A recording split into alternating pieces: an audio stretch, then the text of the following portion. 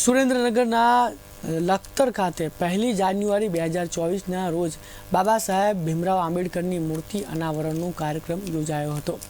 આ પ્રસંગે લોકો દ્વારા ધામધૂમથી ભવ્ય શોભાયાત્રા કાઢવામાં આવી હતી।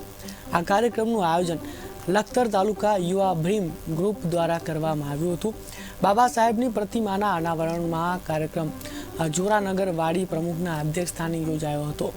આ કાર્યક્રમમાં ભાજપના હાલના ધારાસભ્ય એ.કે. પરમાર અને કોંગ્રેસના પૂર્વ ધારાસભ્ય નૌશાદ સોલંકી બંને એક મંચ પર દેખાયા હતા। પ્રતિમા અનાવરણ બાદ ભવ્ય ભીમ ડાયરો યોજાયો હતો। ડાયરામાં પદ્મશ્રી એવોર્ડ મેળવનાર કલાકાર હેમંત ચૌહાણ અને મોહિન્દર મૌર્ય બહુજને ડાયરામાં રમઝટ બોલાવી હતી।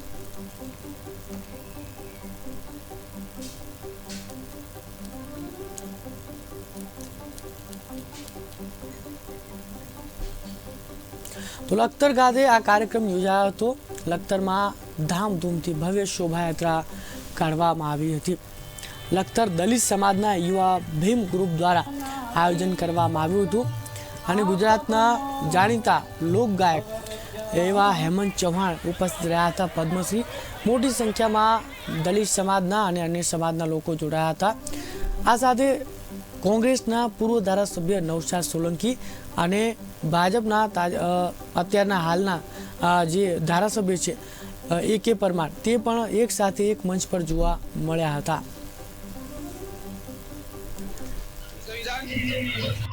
હું લખતરથી અનિલ પરમાર। આજે લખતરની અંદર જય ભીમ યુવા ગ્રુપ દ્વારા અને સમગ્ર અનુસૂચિત જાતિ વસ્તી પંચ સાવિત્રીબાઈ ફૂલે મહિલા ગ્રુપ દ્વારા આજે લખતરની અંદર બાબા સાહેબની પૂરી કદની પ્રતિમાનું અનાવરણ લખતર બસ સ્ટેન્ડની સામે કરવામાં આવ્યું અને ત્યાર પછી એના અનુસંધાને જ ભવ્ય ભીમ ડાયરો રાખવામાં આવેલ। તે ભવ્ય ભીમ ડાયરાની અંદર ગાયક કલાકાર હેમંતભાઈ ચૌહાણ, મોહિન્દર મૌર્ય અને અધ્યક્ષ તરીકે મુકેશભાઈ મકવાણા, આ વિસ્તારના માનનીય ધારાસભ્ય શ્રી પી.કે. પરમાર સાહેબ, પૂર્વ ધારાસભ્ય આ વિસ્તારના શ્રી નૌશાદભાઈ સોલંકી અને ઘણા બધા મહાનુભાવો પણ અહીં ઉપસ્થિત રહેલા છે।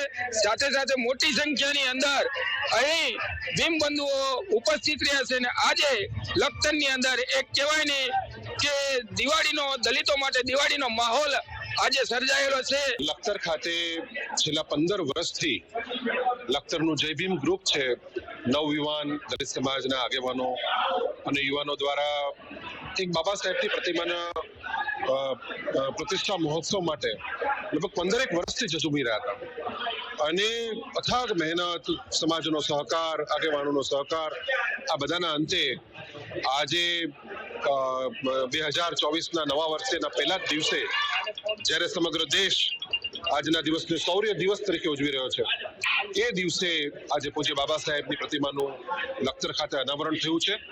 માત્ર લખતર તાલુકા નહીં પરંતુ સમગ્ર સુરેન્દ્રનગર જિલ્લાનો દલિત સમાજ અને અન્ય તમામ સમાજો આજે ખરેખર ખૂબ સુંદર મજાનું કામ થયું છે અને આખો સમાજ એક તાતડે એક પંગતે આજે બેઠો છે, એનો પણ ખૂબ આનંદ છે। જય ભીમ। લખતર મુકામે જય ભીમ યુવા મંડળના માધ્યમથી આજ રોજ બસ સ્ટેન્ડની સામે આંબેડકરજીની પ્રતિમાનું અનાવરણ કરવામાં આવ્યું છે।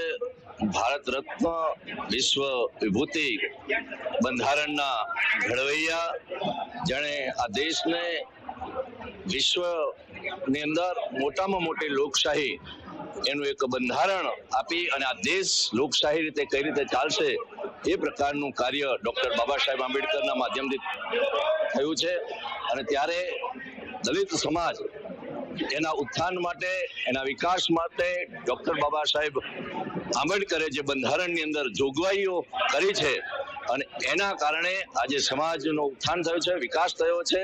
આજે હું પણ ધારાસભ્ય હોઉં તો એક અનામત reserve seat doctor Baba Saheb આંબેડકરના કારણે આજે ધારાસભ્ય બન્યો છે। એ જ પ્રકારે ઉદ્યોગ ક્ષેત્રે અને દરેક ક્ષેત્રની અંદર ડોક્ટર બાબા સાહેબ આંબેડકરે જે બંધારણીય સુવિધાઓ આપી છે એના કારણે સમાજ ખૂબ આગળ વધી રહ્યો છે અને અમારા ભગવાન એવા ડોક્ટર બાબા સાહેબ આંબેડકરના લખતર મુકામે પ્રતિમા અનાવરણ માટેનો વિષય છેલ્લા ઘણા સમયથી ચાલતો હતો। આજે 1 જાન્યુઆરીએ સમાજના સમાજના સૌ આગેવાનો, સમગ્ર સુરેન્દ્રનગર જિલ્લો, બધા જ આગેવાનો એ ડોક્ટર બાબા સાહેબની પ્રતિમામાં અનાવરણમાં ઉપસ્થિત રહી અને જય ભીમ યુવા મંડળે જે આ કાર્ય કર્યું છે એવા એને અભિનંદન આપીએ છીએ. જય ભીમ, નમો બુદ્ધાય.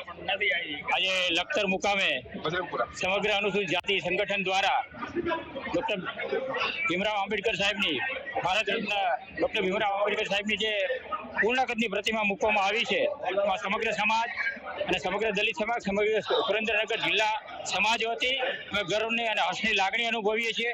અને છેલ્લા લાંબા સમયથી જે અમારી માંગણી હતી કે ડોક્ટર બાબા સાહેબ આંબેડકરની પૂર્ણ પ્રતિમા લખતર તાલુકાની અંદર મુકાય અને સમાજનું સંગઠન અને સમાજ એકજૂટ બની આગળ આવે, તે માટે અમે સર્વ ગર્વની અને લાગણી અનુભવી છે. જય ભીમ.